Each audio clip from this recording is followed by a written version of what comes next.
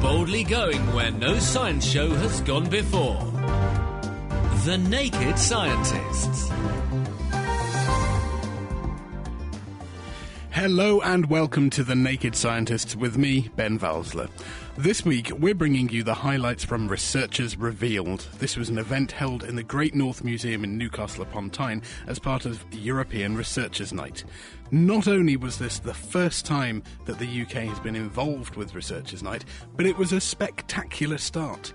The evening saw live science demos on stage from our own Dave Ansell, also live science comedy and music with the punk scientists. Brainiac's John Tickle was discussing the physics of custard. Fashion designer Helen Story was explaining her science-inspired design, and a whole room chock full of Durham University researchers were eager to share their research with everybody who came. So coming up, we'll be hearing about the Great North Museum itself, and why a collection of My Little Ponies might be just as important as a T-Rex. We explore the murder mystery story behind the Lindau Man and find out how geologists are helping to stop floods. Plus, observant listeners may have noticed that Chris Smith has been absent from the show for the last couple of weeks. He's actually been on the other side of the world in Australia, and he'll join us with the latest science news and tales of blood-red skies in Sydney. That's all to come on today's Naked Scientists, but if you want to get in touch with any questions or any comments, we'd love to hear from you. Our email address is chris@thenakedscientists.com. The Naked Scientists Podcast, powered by UK Fast, the UK's best hosting provider. On the web at ukfast.net.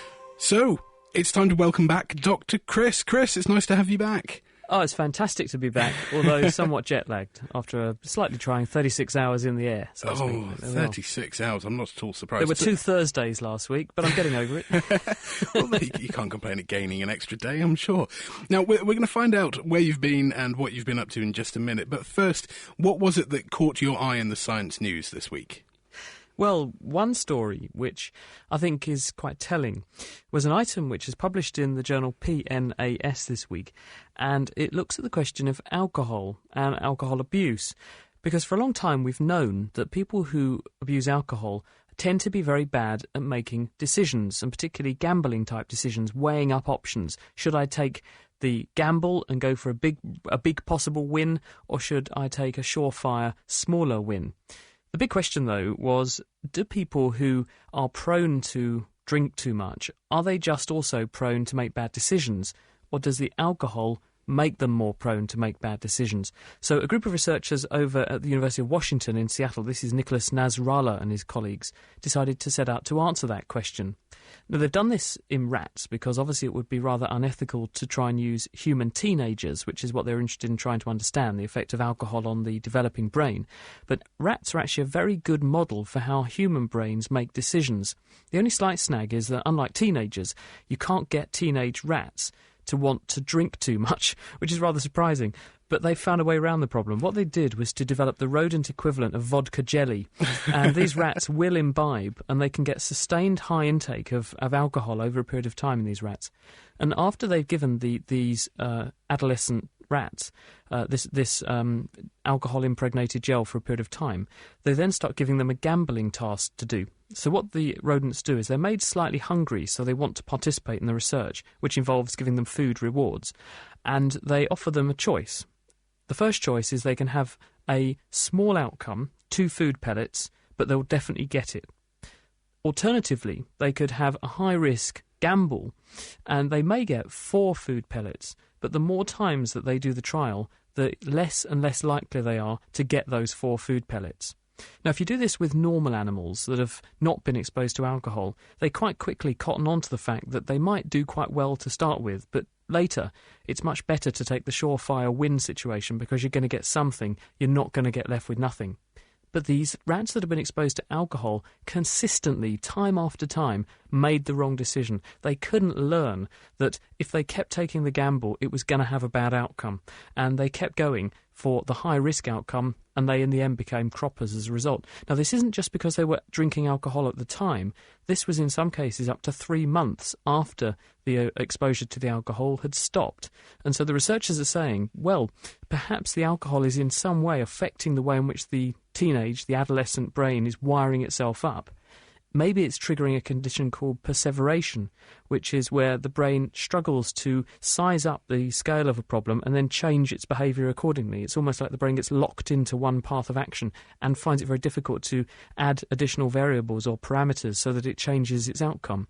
But it's very informative because it says to us, look, if we're not careful with young humans, if they take sustained exposure to alcohol, as many are doing, then it could be that they are changing the way that their brain works and they're going to be cruising for a cognitive bruising later, because this will lead them to maybe make bad decisions when they're older.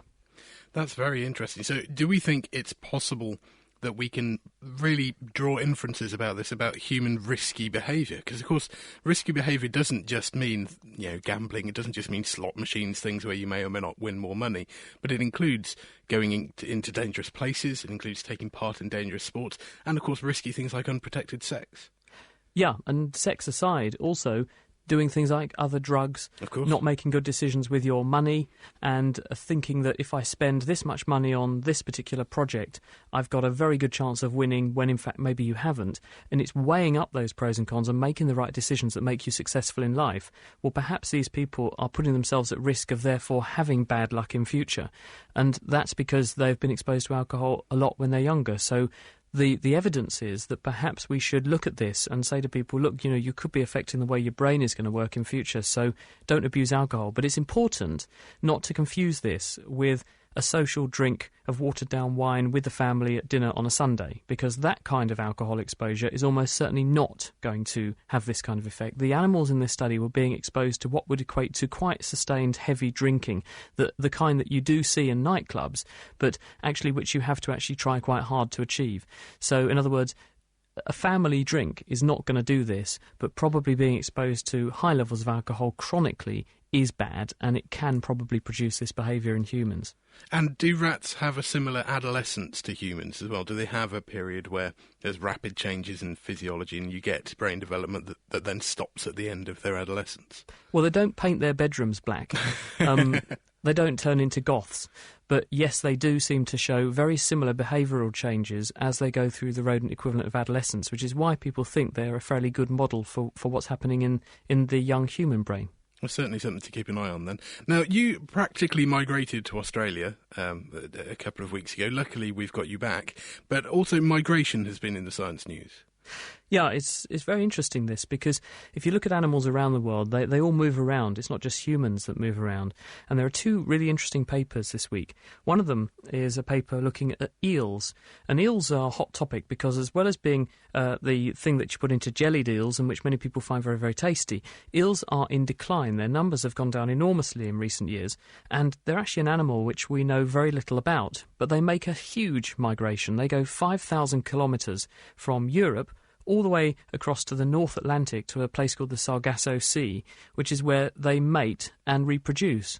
And if we're to try and conserve this species, we need to understand how they do that, how they make this journey, and what the parameters of that journey are. Because if we don't understand anything about the species, how can we save them? Thing is that how do you track a fish, an animal that's swimming underwater, sometimes 1,000 metres underwater? Well, there's a group of researchers at the Technical University of Denmark, and this is Kim Arenstrup and her colleagues. They've got a paper in Science this week, and what they've done is to build very small satellite transceivers, which they can put onto the eels. They released 22 eels from the west coast of Ireland, let them go, let them swim off in November 2006. And every time these eels surfaced, the satellite transceiver would upload data on where the eel was, so its position, and also where it had been in the water column, and details about the water environment it was experiencing on its way. And what they were able to do is to reconstruct some of the eel's journeys up to a distance of about 1,300 kilometres. So they've basically got a quarter of the way towards the Sargasso Sea. So this is being very, very informative, and it's a short paper in Science which basically says this gives us some of our first insights. And the really interesting thing is that these eels, after they depart, they travel about 25 kilometres a day. And the researchers say, well, that's actually too slow to get where they need to go by April, which is when they need to get to the Sargasso Sea to mate. So what are they doing? Well, they think actually what they do is swim down to Africa and then hitch a ride on a fast-moving ocean current, which helps them to speed up and get the rest of the way much more quickly. But one other really intriguing bit of data was that the eels change their height in the water column between day and night. So during the daytime, they swim much deeper. They go down to about 1,000 metres. And at night time, they come up close to the surface. Now, lots of animals do this because they come up at night time to warmer water to feed. But eels don't actually, on their way to the Sargasso Sea, actually eat anything. They don't feed. So why are they doing it? And what the researchers think is that the warmer water up near the surface is bad news because it speeds up the eel's metabolism and it makes them mature faster, because they need to make sure they're reaching sexual maturity when they reach the Sargasso Sea to mate. So by swimming along most of the time at deeper water and therefore lower temperatures, they're actually slowing down their development, and this means that they're in a position to be just in the right place at the right stage of development, so when they get to the Sargasso Sea, they can mate. So it's an intriguing bit of research. That's amazing. They're clearly very interesting animals. And just quickly, you were caught in the dust storm. Yeah. Obviously, I was in Australia because I went there to give a talk in Brisbane, which is at a conference, which is about halfway up the east coast of Australia. And then I flew down to Adelaide, which is down in the bottom, at the middle of Australia, to give a talk there and to do some interviews with some people. Then I went over to Sydney to see some friends of ours at the ABC, the Australian equivalent of the BBC. And I woke up on the Wednesday morning and I thought I'd gone mad. Because, you know, when you first wake up, you're not sure if your brain's actually playing tricks on you. Well, I woke up and the room was orange. And I thought, no, there's something funny about this. And I went back to sleep. And I woke up again about 10, 15 minutes later. And I thought, no, the room really is orange. And I thought the city was on fire, this funny colour that was coming into the room. And I ran to the window and I looked out and I couldn't see the end of the street. The whole street was bright orangey red. And the cars were all orange. It was like a very dense fog, but bright red. And it turns out that what was happening is a very big storm over central Australia and the south part of Queensland, the state higher up the coast of Australia above Sydney, had whipped up enormous amounts of topsoil. And the topsoil in Australia is very rich in iron oxide, rust, and that's why it's very red. And in fact, when measurements were made, it turns out that this storm was dumping 75,000 tonnes of dust into the ocean every hour that it was blowing this 600-mile-long dust storm across Sydney. Sydney was right in the path of it, and it did clear by lunchtime on Wednesday. But I've just heard from my friend Robin Williams, who presents the science show, flagship science show in Australia, and he said the dust is back today. Oh, no. And this time it's brown, which is not very nice. So it's presumably come from a slightly less iron oxide-rich bit of Australia this time, but certainly a worry. They've never seen anything like this for, well, more than 100 years. The photos I've seen were incredible. It must have been very surreal. It was pretty weird when normally the temperature there should be nice and high, it should be clear and sunny, and to be driving to work in that. And it was very unpleasant because it got into all the buildings and you'd be sitting trying to have a conversation with somebody, and every time you took a breath in to sort of breathe to speak, you'd feel this sort of cloying heaviness in the back of your throat because it was so dry. And it was very unpleasant. Lots of people ended up going to hospital with respiratory problems being exacerbated by the dust. The one benefit, though, was that it actually made riding in the lift, which was air-conditioned, a lot more pleasant because it was the one place where the air was actually okay. Well, as long as you could put up with the tinned music, which I'm sure would be awful, as it always is in lifts. Well, thank you ever so much for joining us, Chris. We will give you a few more days to recover from your jet lag, and then we'll expect you back on the show next week, looking at the latest advances in cancer research. So thanks for joining us. Thanks, Ben. See you soon. That was Chris Smith reporting on his own adventures in Australia, but also on this week's Science News. Lifting the lab coat on the world's best science. The Naked Scientists. Still to come this week, we will try to solve the mystery of the Lindau Man. We'll find out how science can inspire fashion, and we'll look at a few little tricks for geologists to use. But first, to find out more about European Researchers' Night, I spoke to Dr. Paula Martin from Durham University. She has worked tirelessly for months to bring Researchers Revealed together. She's been organising guests, researchers, and a fantastic venue for the opportunity to take research out to the public. Along with John Tickle, who is a one-time Big Brother contestant and now presenter on anarchic science TV show Brainiac, I caught her in a quiet moment between shepherding school children around and setting up the stage, and I just wanted to find out how Durham University first got involved. Researchers' Night has been happening across Europe for the past 5 years now, and we have a lot of people who work for Durham University who have worked in European institutions previously and have been involved in the event in other countries and came to us and said, why is this not happening in the UK? And so we went ahead and got involved, and now it's happening here in the UK. We're the first university to be involved, and we're delighted to be part of it. And you've put a European theme on the evening as well. Yep, so this evening there'll be cities across 30 countries in Europe, all running similar sorts of events, opening their doors and encouraging members of the public to come along and find out more about the research that's going on in their local area. So we've got a big group of researchers from Durham University coming along to talk about the research that they do and also their personal interests and really anything that they're passionate about. And so we have people who are going to be talking about astronomy and earth sciences and archaeology and social sciences and art and music and sports and just a whole range of things. They're so excited about the chance to come out and talk to people about the stuff that they really do love doing. Our regular listeners will be familiar with Dave Ansell's Kitchen Science. He's on stage doing perhaps the slightly more dangerous stuff that you wouldn't recommend people do at home. Who else do we have lined up? So we also have Helen Story, who's a fashion designer, who's done a variety of collaborations with scientists to develop the art and fashion that she's interested in. And then we'll be rounding off the evening with a comedy set by the Punk Scientists. And the glue holding the whole evening together is, in fact, John Tickle, who first rose to fame on British television on Big Brother. And then, of course, you led on to entertain and educate us through Brainiac. Edutainment, yes. Edutainment, which is it's anarchic, it's fun, but at the same time there is still definitely something to learn from it. How did you get into Brainiac? I was very, very lucky, actually. I positioned myself on Big Brother as, not intentionally, but that's how it came out, as a bit of a geek. Hopefully one who is technically aware rather than socially inept. There are two different definitions in the dictionary. I choose the one that suits me.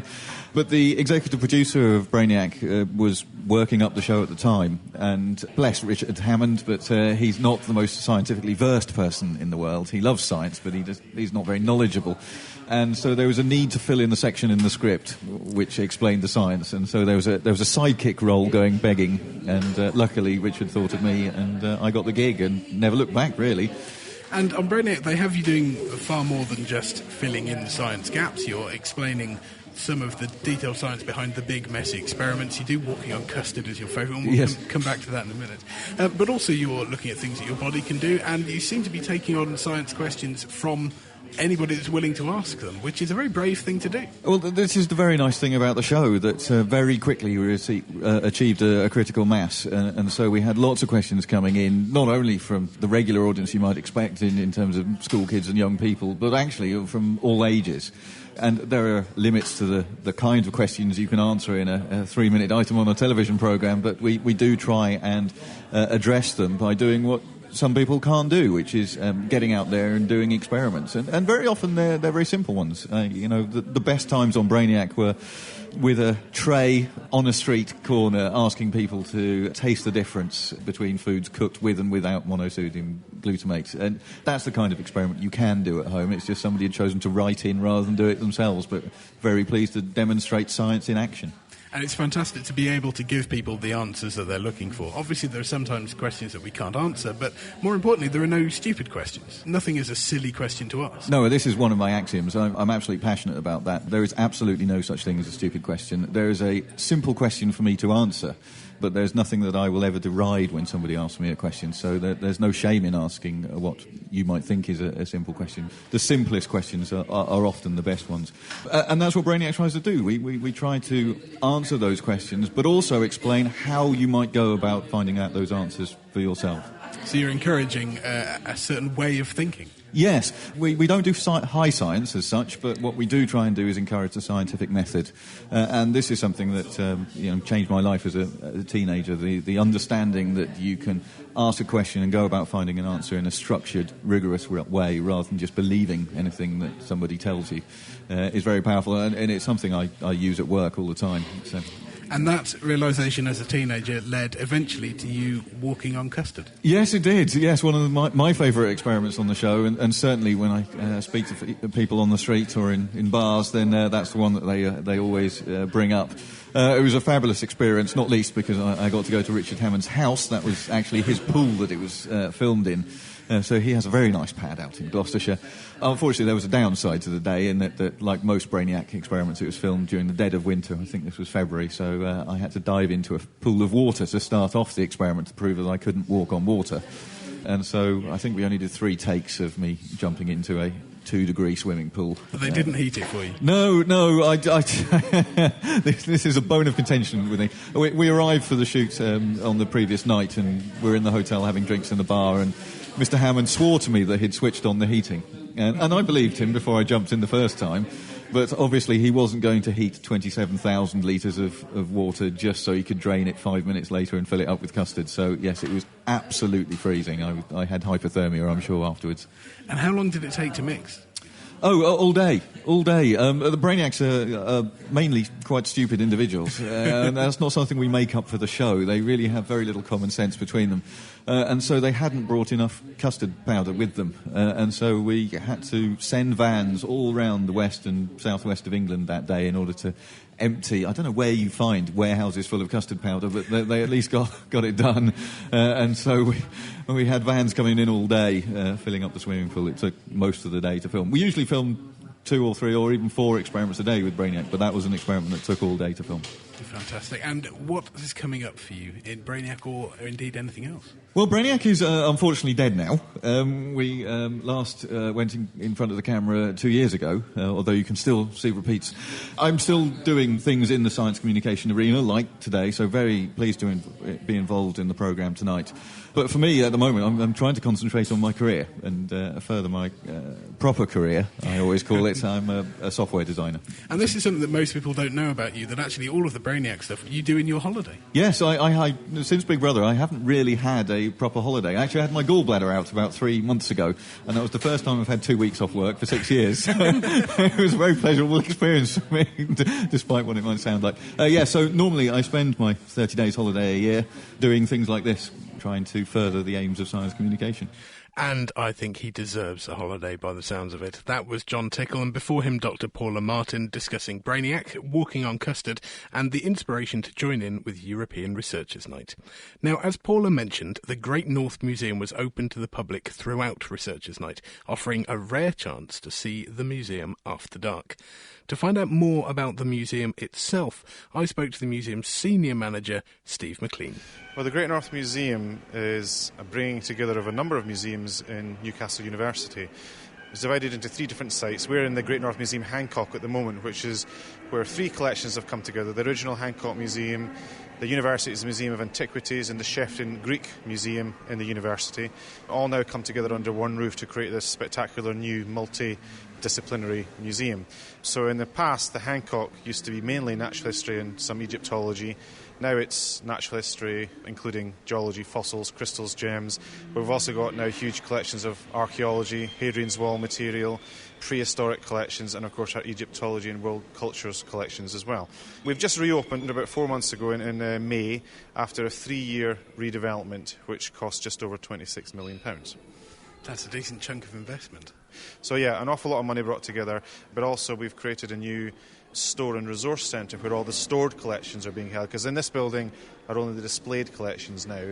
So we've got a new facility where researchers can come and look at the collections, or we can take school group parties around. We've got classrooms there as well. So the collections themselves, which of course are the backbone of the museum, are now much more accessible for visitors and researchers to use. It must be quite a challenge to tick all of the relevant boxes of natural history and Egyptology, and as you said, it's very multidisciplinary. You could probably tell from the background noise that we're near the natural history part at the moment with whale song and bird calls and so on. But how do you gel all of these fairly disparate parts together? It's a challenging process, I have to say. I mean, we obviously throughout the process we worked with architects and exhibition designers. We did a lot of research on how we wanted to interpret the collections, and we came up with a model for how we would do that. But, like all museums, we're trying to be all things to all people, and that does present its challenges. We're a university museum, but we're run by Tyne Weir Archives and Museums, who are the largest local authority museum service in the country.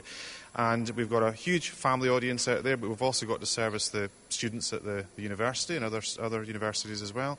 So it's a challenge to try and make that all work. And we did deliberately try to set out a series of exhibitions, galleries in the museum that complemented each other but also operated in a number of different ways. So you've got galleries that are a little bit more contemplative, quieter, slightly more academic perhaps, and then you've got galleries like this gallery, which is the Living Planet Gallery, where it's a little bit more razzmatazz, very dramatic displays, sound effects and so on, trying to create lots of different environments and feels so that all sorts of visitors can get something from the museum. That's what we're trying to achieve. Now, there's always somebody that you can't please, but we've had nearly 500,000 visitors into this museum since we opened, and the overwhelming response has been positive. So we think we've got it right, but that doesn't mean to say we won't continue to develop and improve the museum. We're here to continually do that and to challenge ourselves and try and move things forward. So it's a never-ending process to keep things moving on. One of the parts of the museum which should have quicker turnover than the rest, of course, is a temporary exhibition space you have towards the back of the museum, which currently, I've been told, houses a decomposing body. Yes, well, we are lucky enough to have a really fabulous relationship with the British Museum. And in fact, we developed the main Egyptology museum display here in the museum with a long-term loan from the British Museum. So we're able to show part of the national collection here in Newcastle.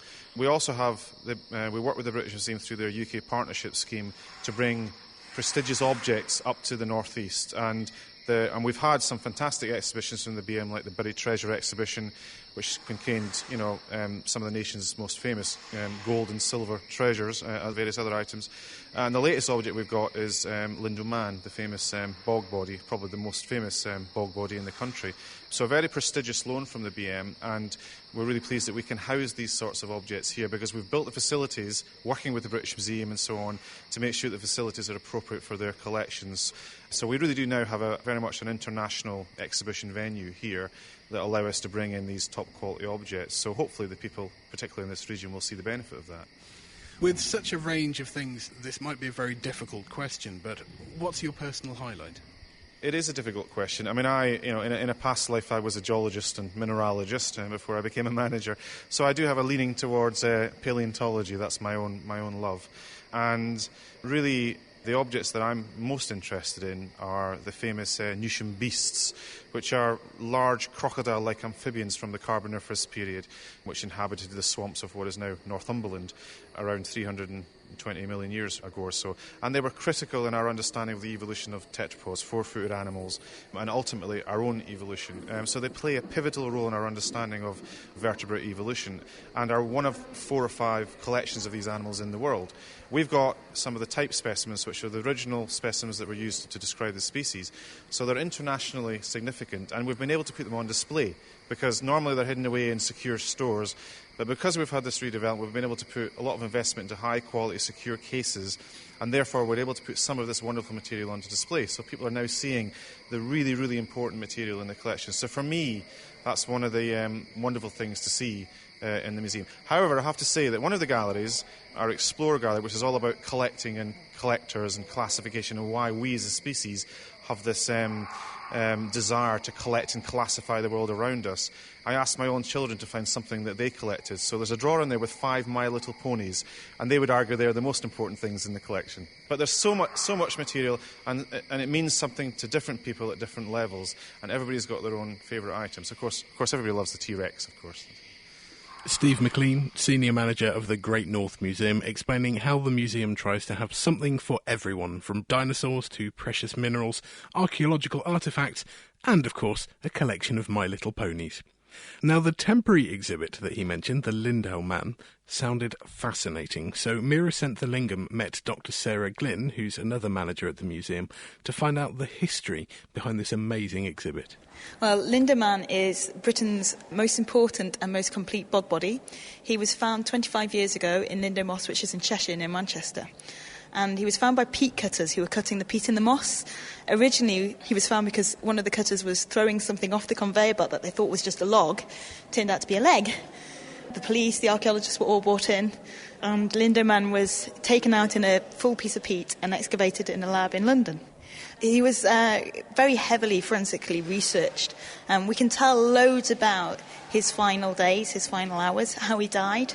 We know that he suffered 3 key injuries. He has a blow to the head, he has a garrote or a sinew around his neck which may have been used as a garrote. He also has a broken neck, and he also has some potential stab wounds. That's quite a death. Yeah, quite a nasty way to go. We know that the blow to the head didn't kill him because CT data shows that his brain had started to heal. His head had swollen and bruised, basically. So he must have been alive for enough hours for that to happen. And the work eventually showed that it was the fracture to the neck which was the fatal injury. The interesting thing about Lindow is that we know all of these detailed items about how he died. What we don't know is why did he die. Was it a ritual sacrifice? Was he executed as an example to the community? Or was he just really unfortunate murder?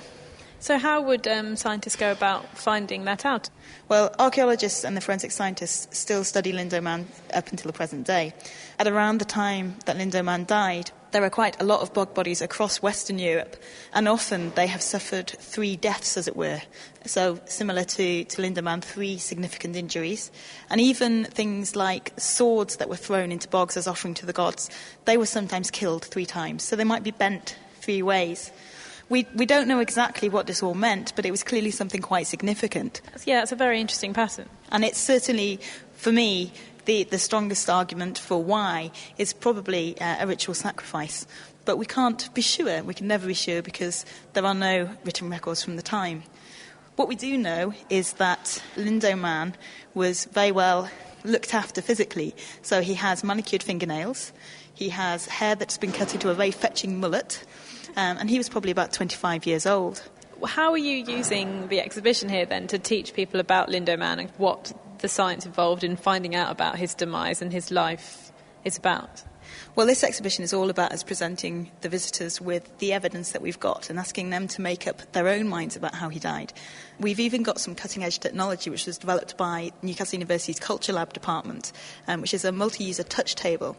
And you can investigate in detail some of the forensic data that was collected at the time, X-rays, CT scans. You can even run simulations to see particular weapons in action, so you can decide for yourself what might have killed him.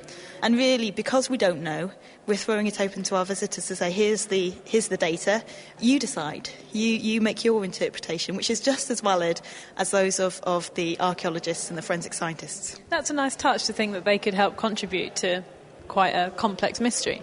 We really want to involve our visitors in our exhibitions, and particularly for this, where we just don't know. It's a wonderful way of doing it. So if you fancy yourself to be a good amateur sleuth, you could picture those little grey cells against the mystery of the Lindow Man, who was originally found in Lindow Moss, which is where he gets his name from.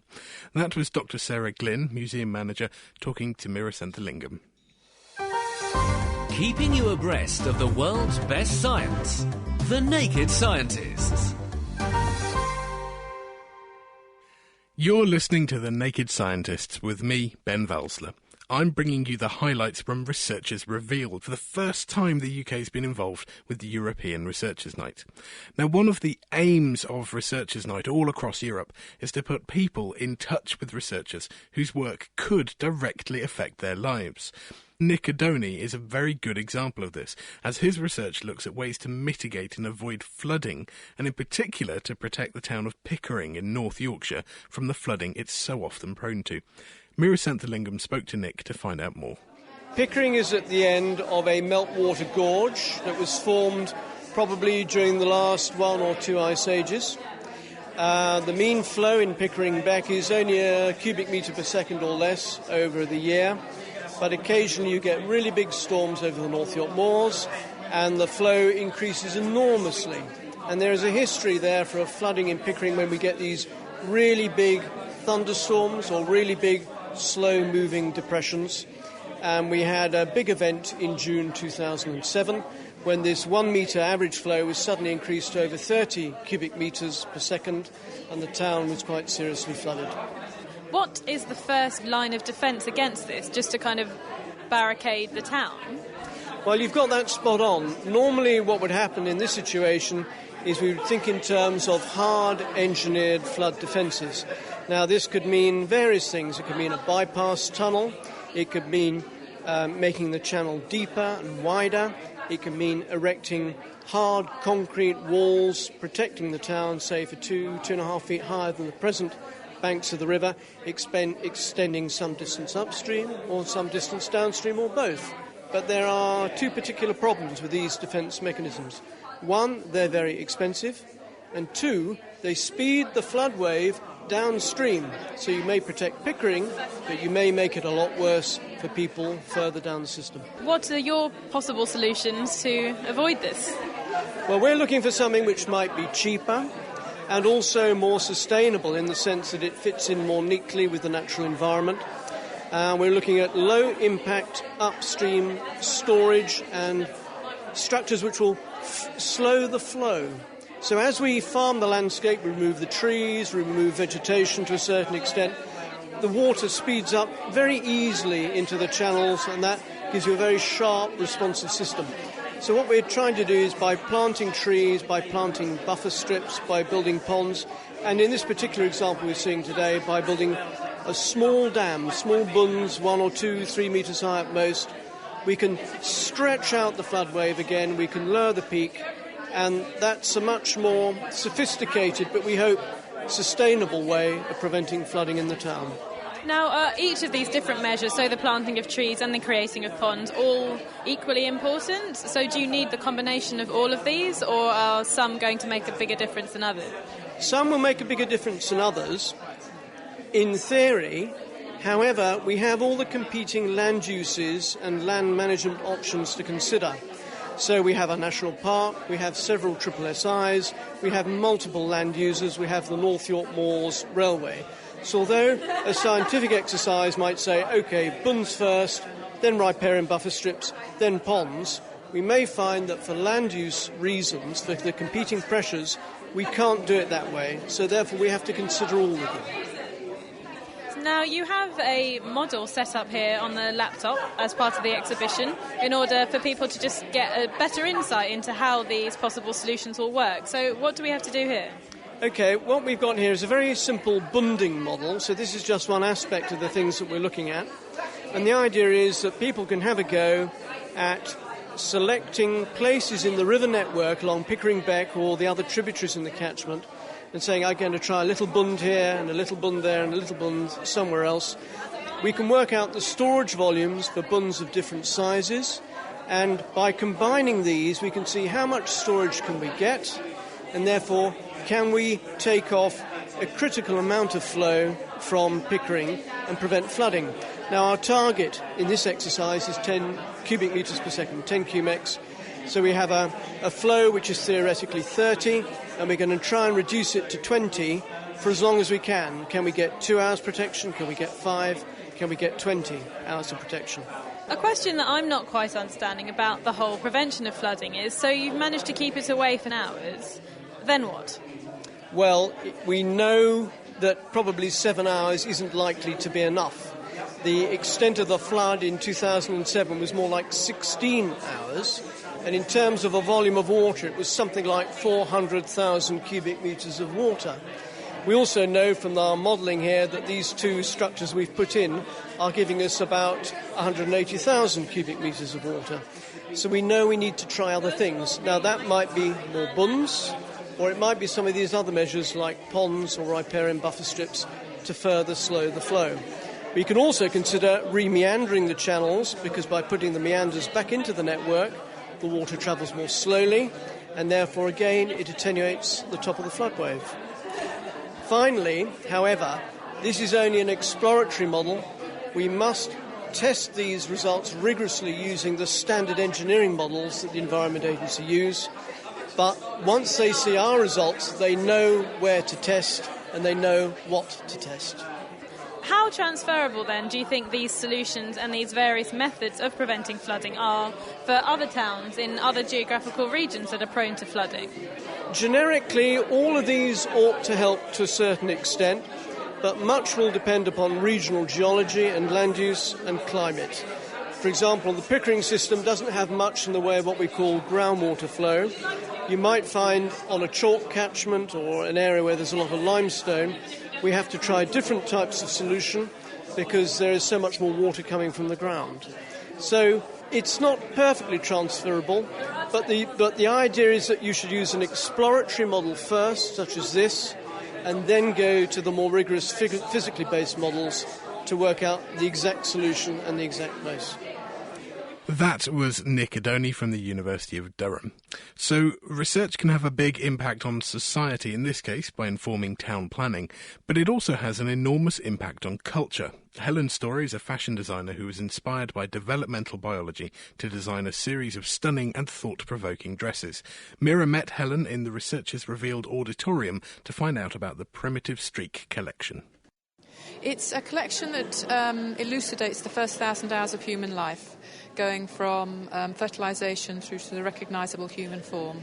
How did you go about coming up with this concept, and how did you actually research it in order to know how to then design your dresses? It was a gift from my sister, who was at the time at Oxford. She's a developmental biologist, she's now at Dundee, and she noticed a call out that the Wellcome Trust put out to get scientists and artists together to see if they could come up with unusual bodies of work that demystified the sort of complexity of science and captured public imagination. So that's what her invitation was, and she asked me to go down to Oxford to look down her microscopes, and basically what she studied was the first 1,000 hours of human life. And we worked with chicken embryos, because chicken embryos are almost identical in terms of development to human embryos. And I was blown away by what I saw, so I was instantly inspired and tried to allow the science, or the biology if you like, to tell me what to do, which is sort of the reverse of being a fashion designer really. You have this sort of amazing narcissistic vision that you put out there, but this was very humbling. I had to do what the science told me to do. And I guess you haven't created 1,000 dresses for each hour, so how did you go about dividing up these 1,000 hours, and what are the stages that you've shown to portray? We ended up picking 11 key events because, you're right, we couldn't do 1,000 dresses. And I relied on Kate, really, in terms of her identifying the ones that she felt were the most important narrative if, for example, you were talking to an 8-year-old. So we worked out instantly that we wanted it to be understandable and accessible for some short person who might not even know what biology is. But likewise, one of the things that's been quite amazing is one of the places we showed him was in a National Trust castle in Scotland, and I had 3 elderly women in their 90s looking around the collection, and one of them began to weep. And she said, I had no idea that this is what was happening in my body all those years ago. So if you can do a body of work that manages to kind of touch an 8-year-old and a 90-year-old, you're probably onto a good thing. So what are these key stages? So we have fertilisation, implantation, neurulation, formation of the primitive streak. We have something called India streak. We have 3 different stages of heart development, limb development, and we end up with recognisable spine formation and formation of the ribs. And then in cell division, for example, again we have 3 dresses that look at cell division in its different phases. So it's not 11 distinct ones where there is a natural progression, like in heart development. It took 3 to show us that. So an event has actually just started in the auditorium. So, Helen, we've had to move outside, out into the main part of the museum, into one of the exhibits, but we've brought your dresses here with us. Now, this first one, it's beautiful. It's white, and it's got lots of lace all around it. And what is this portraying exactly? Yeah, it's part of the fertilisation group. There were 3 pieces actually in that, and this is a particular lace work that's been constructed from scratch, if you like. 2 Japanese students from the London College of Fashion have embroidered each of the sperm heads. I don't quite know if there are 1,000, but they might be close to it.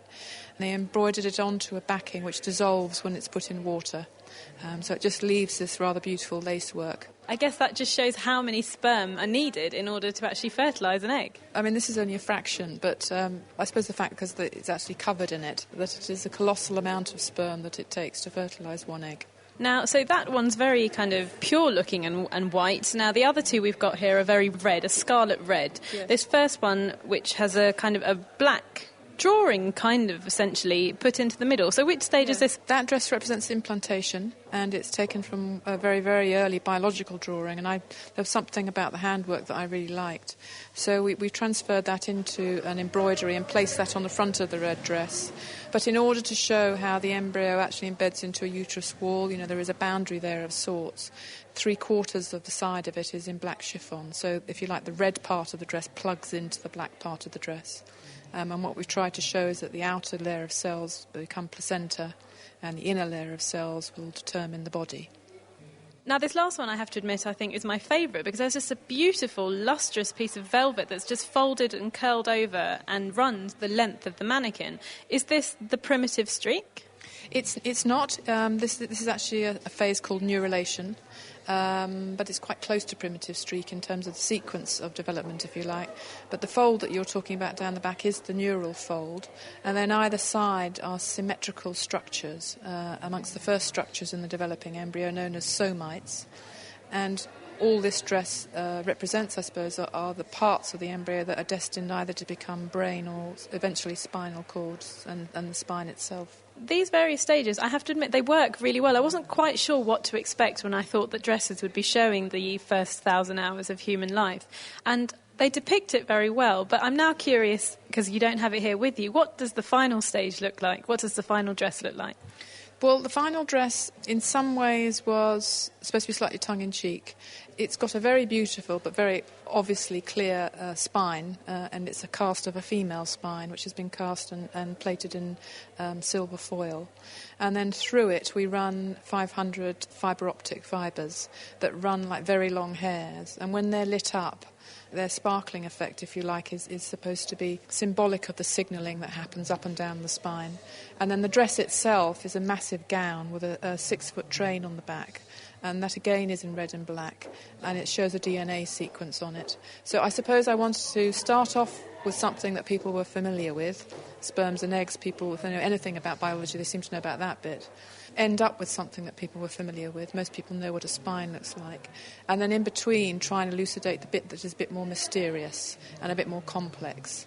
So if you like, the beginning and the full stop were quite deliberate in terms of designing the collection.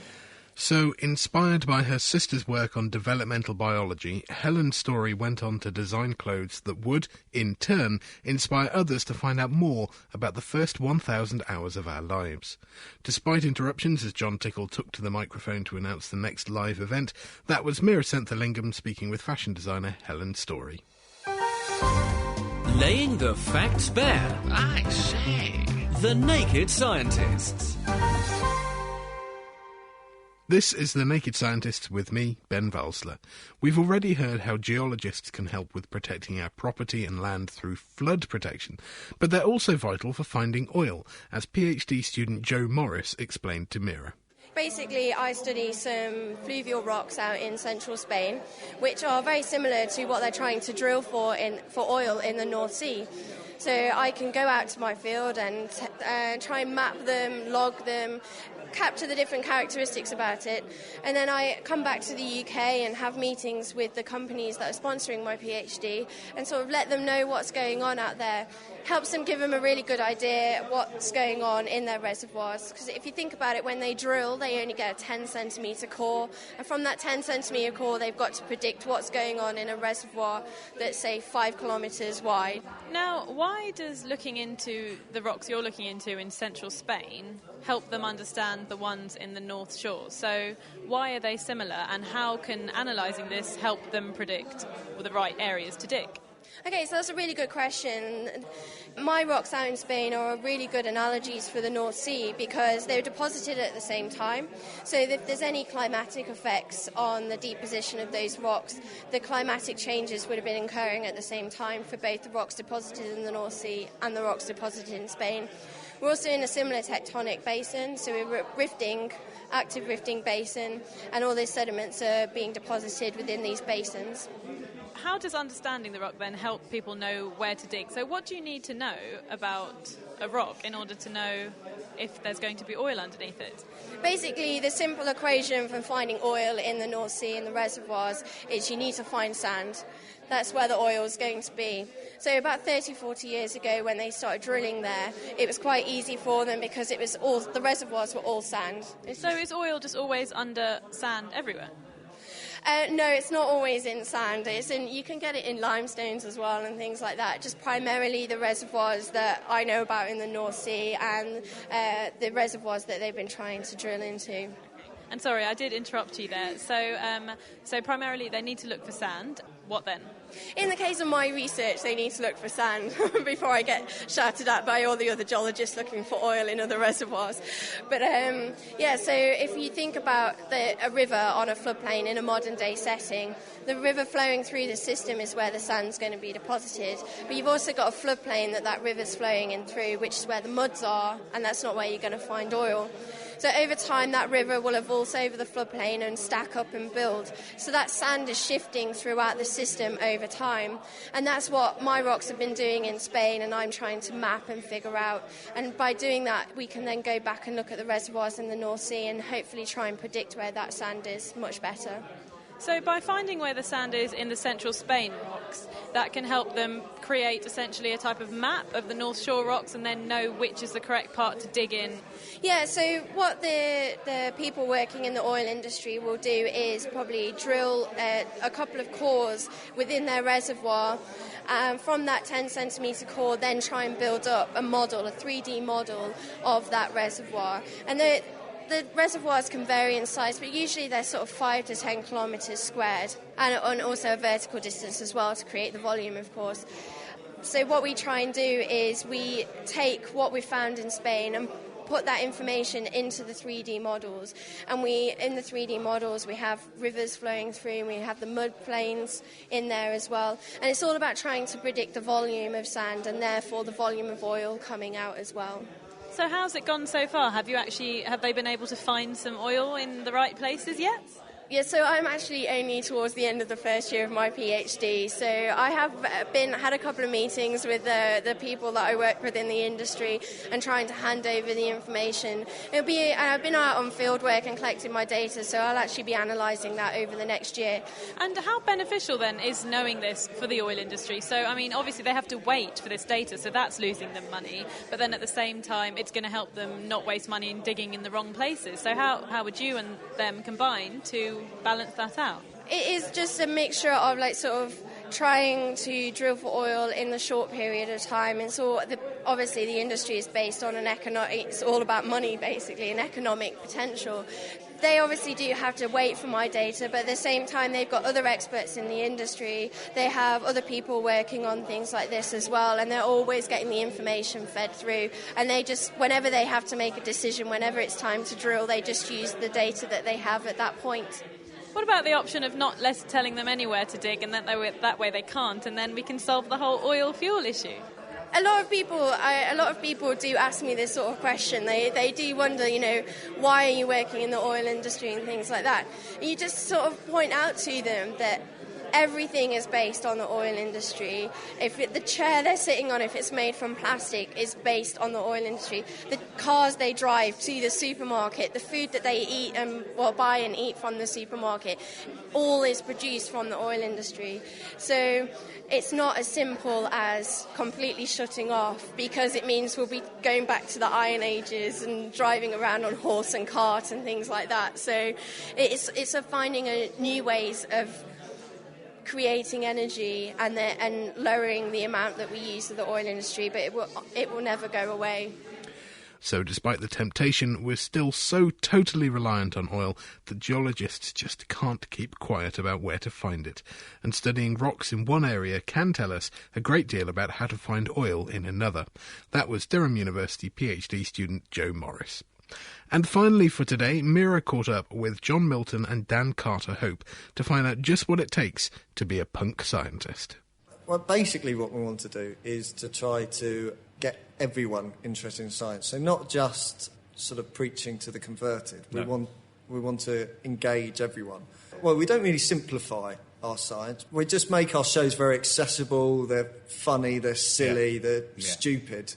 Maybe a bit puerile. Yeah, it's the opposite of the stereotypical science show or lecture. We've gone to the opposite extreme, and it's sort of elements of pantomime, it's a knockout and being in a pub. Well, because that's what I was going to ask you, because there are so many different groups now trying to make science more accessible and the whole field of science communication. Yeah. But what do you do that's different? Because your slogan is that you're aimed at adults purely as your main kind of audience. Well, yes, originally, but we've also expanded to include, I think I can safely say, everyone. Having done kids shows, teenage shows, adult shows, and family shows. So really, we've turned into sort of the SWAT team of science communication. But our main focus is adults. So, I mean, we do a regular gig every month at the Science Museum in London's the Lates, where we do a different show every month, depending on the theme of the night. So the next For example, one... there's been Formula One, we've had women in science, there's been space. What else do we do? Climate change. Climate change is the next one. Yeah. That's your next one coming up. So what aspects of climate change are you looking at there? Also, the mechanism, how it's going to affect our lives, crazy weather. We have a bit of a skewed look at it as well, because we try and look at local food and local produce, because to break down, to bring down your carbon footprint, you should try and eat your local produce and all that sort of thing. And do you? I do actually. I go to my local supermarket. Get stuff from... No, that's not the point, man. Do you read where it's from? Yes, and I go, where's that? Don't know. That sounds fun. I'll eat that. No, I do. To the most part, I think practically, I don't think as many people as need to do it because of price, especially in the economic climate. Can I say that without sounding dull? Nope. Our skewed look at that is that as a result of the temperatures going up, year on year, insects have been getting slightly larger. So our proposal is, why not eat insects? Yeah. So we get some insects, and this is where we're shown to be hypocrites, because you can only get edible insects that do come from... They're not locally sourced. No. Local to Cambodia. The tarantula. So what's insect? It's from nice. Cambodia. We're making an important science point. It's not just about bullying people into eating insects in a live environment. But it's trying to get people to think in a slightly different way. Yeah. Well, you also reach new audiences, because I've seen that you've also performed at the Edinburgh Fringe and places like that. Yes, so how 2 years. Down? That went down really well, actually. Yeah, very well. The first time I went there was Einstein year, so we may have had some help with the publicity. Yeah, because we did a show about Newton. Yeah. What? No, we missed the trick there. No, we did a show about Einstein, obviously. It went really well. It was a great experience, and that's the sort of ideal audience for us, really.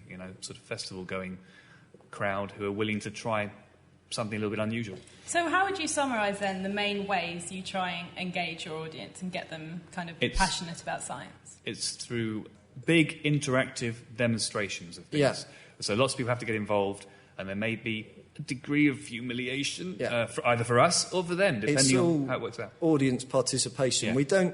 Voting, that sort of thing. Because I suppose most science communicators, they just do experiments, which is great because they look brilliant and get a really good reaction. But you want interaction. But we actually interact with people. I suppose that's because we do adult audiences. So it's nice to do experiments because you get a bit of wow factor. But we found it wasn't enough, and people found adults tended to find they were being a bit patronised because most of the established experiments are targeted at children, and that wasn't our target audience. So we changed. So we started to take sort of more theoretical things and tried to make them into live things. Yeah, for example, sometimes works really well. Yeah, Brownie in Motion, we turned into a live demo using the audience to be the molecules and beach balls. We're chucking beach balls at them, and then more and more beach balls. So we try and put in this sort of it's a knockout element of escalation. And would you say they understand the kind of the science behind it? A lot of people surprisingly do. Yes, people who aren't necessarily into it, because we've that lady came up to us. Ringing endorsements. Who came up at one of our Edinburgh shows, said she's been married to a physicist for 20 years. It's awful. But now she's going to understand his work. Yeah, for the first time, she actually understood what Brownian motion meant. So explain to our audience, what is Brownian motion? No. It's the random movement of a particle suspended in a liquid. Yeah. And it has to be said in that voice. It does. Yes, it does. Yeah. And it proved the existence of the atom, didn't it? It helped to prove the existence. Yeah, it did. It led to proving. So we do little footnotes. But your backgrounds, for both of yours, aren't science backgrounds. No. So what made you get involved with making science exciting for other people? We worked as explainers at the Science Museum's Launchpad Gallery.